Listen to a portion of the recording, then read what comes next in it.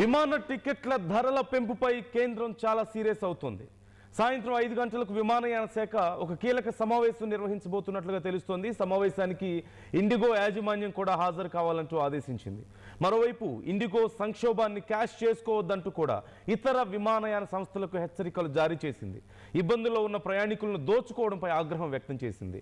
విమానయాన సంస్థలు అడ్డగోలుగా రేట్లు పెంచితే ఊరుకోమంటూ వార్నింగ్ ఇచ్చింది. నిర్దేశిత ఛార్జీల పరిమితులను ఖచ్చితంగా పాటించాలంటూ ఆదేశించింది.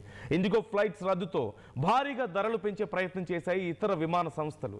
4000 నుంచి 6000 ఉన్న ధరలు భారీగా పెంచేశాయి. హైదరాబాద్ ఢిల్లీ ఫ్లైట్ టికెట్ ధర 90,000 రూపాయలు ఉంది. 1000కి పైగా ఇండిగో విమాన సర్వీసులు రద్దు కావడంతో ఇప్పుడు ఈ విషయంపై తీవ్రమైనటువంటి చర్చ జరుగుతోంది. చర్యలకు సంసిద్ధం అవుతోంది కేంద్రం. ప్రయాణికుల అసౌకర్యంపై ప్రజా ప్రయోజనాల వాద్యాలు కూడా పెద్ద ఎత్తున దాఖలవుతున్నాయి. కోర్టుకు వెళ్లారు చాలా మంది. కొత్త నిబంధనలను ఇండిగో పాటించకపోవడం వల్లే ఇబ్బందులంటూ ఈ పిల్స్ అన్ని కూడా దాఖలవుతున్నట్లుగా తెలుస్తోంది. ఆర్టికల్ 21 ప్రకారం ప్రయాణికుల హక్కుల ఉల్లంఘన జరిగిందంటూ పిటిషనర్ పేర్కొంటున్నారు. పెద్ద ఎత్తున ప్రజా ప్రయోజన వ్యాజ్యాలు దాఖలవుతుంటే మరోవైపు కేంద్రం కూడా ఈరోజు సాయంత్రం విమానయాన సంస్థలతో ఒక మీటింగ్ ఏర్పాటు చేసింది. అండ్ కేంద్రం చాలా సీరియస్గా ఉంది. ఒక చోట సమస్య వస్తే ప్రయాణికులను మీరు ఎలా దోచుకుంటారు ఇలా అంటూ ప్రశ్నిస్తోంది.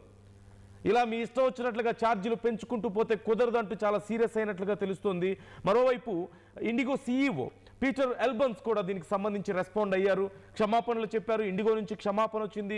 అసౌకర్యానికి చింతిస్తున్నాం, వీలైనంత త్వరగా ఇవన్నీ సెట్ రైట్ చేస్తామని చెప్పారు.